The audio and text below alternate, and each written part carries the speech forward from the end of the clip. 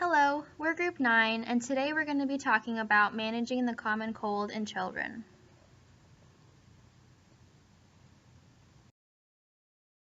So what is the common cold? It's a temporary illness caused by a virus that affects your nose and throat. The most common cold virus is called the rhinovirus, but there are many different types, which is the reason why children can have many colds in a year. Colds in healthy children are generally not dangerous and go away on their own within 4 to 10 days. How common is the common cold? Each year, there are about 22 million missed days of school and 20 million missed days of work by parents caring for their sick children. Per year, younger children have about 6 to 8 colds, and adults have about 2 to 4. Colds are most common in the fall and winter months, and are less common in the spring months.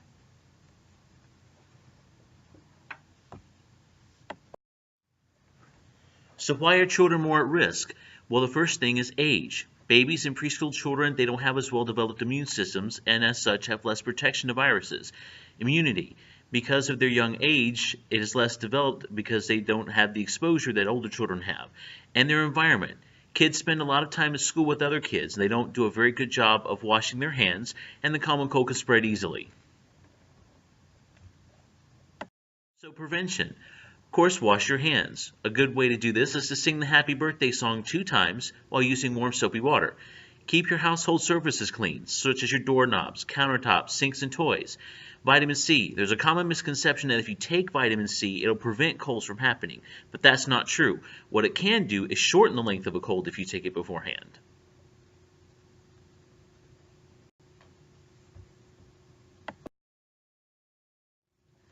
So what are some differences between cold and flu symptoms? Well, for one, colds tend to have low or no fever, while flus tend to have high fever. Cold symptoms tend to be occasional headaches, while flu has constant headaches. Cold, you tend to have a stuffy, runny nose, while with the flu, you tend to have a clear nose. With cold symptoms, you tend to have a mild cough, while with the flu, it's more severe.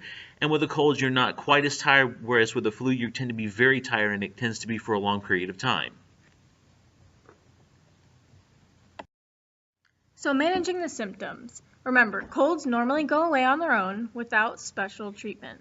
Some options, though, include rest, that's for all ages, saline or salt water nasal drops and sprays, and bulb syringes, also for all ages. Humidifiers and petroleum jelly underneath the nose are for all ages as well.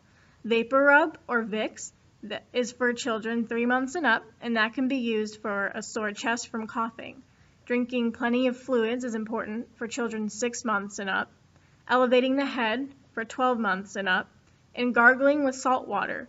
This is used for sore throats, and you'll use about half a teaspoon of salt, that's regular table salt, dissolved in 8 ounces of warm water, and that's for children who are 4 years and older. Medications that you can use. There are over-the-counter options if your child has fever or aches. Tylenol is an option, but if your child is less than 2 years old, you'll want to contact your doctor first, and no more than 5 doses per day. Motrin or Advil are other options for fevers and aches, but do not use them in children less than 6 months. You do not want to use aspirin in children younger than 2 or in children and teenagers who have or are recovering from the chickenpox or flu-like symptoms because it can lead to a serious syndrome called Ray's syndrome.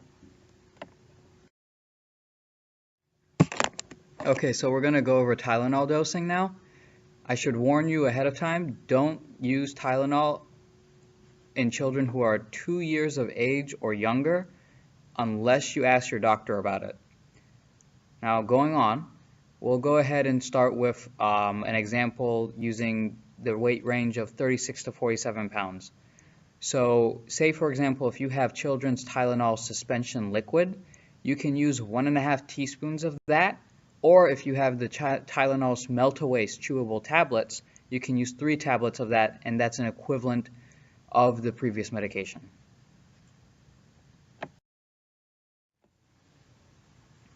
Continuing on with the OTC medications, while Tylenol and ibuprofen are generally okay to use, others such as Robitussin and Benadryl are generally not recommended for use even though they're available as options as over-the-counter medications. The ones that are verified by the experts are the ones that you should be using, and once again, those are Tylenol and ibuprofen.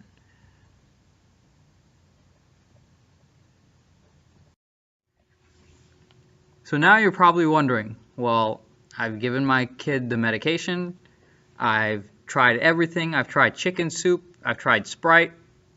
Well, now you want to figure out, hey, should I call the doctor?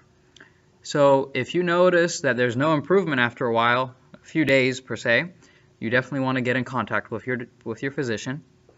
If your child is worsening and showing high fever, they start to vomit or throw up, and they start getting really chilly, you definitely want to get in contact with your physician. But even more importantly, if your child has some chronic condition such as asthma or diabetes, which is high blood sugar, you definitely want to get in contact with your physician at the start of their illness. Again, these are our references.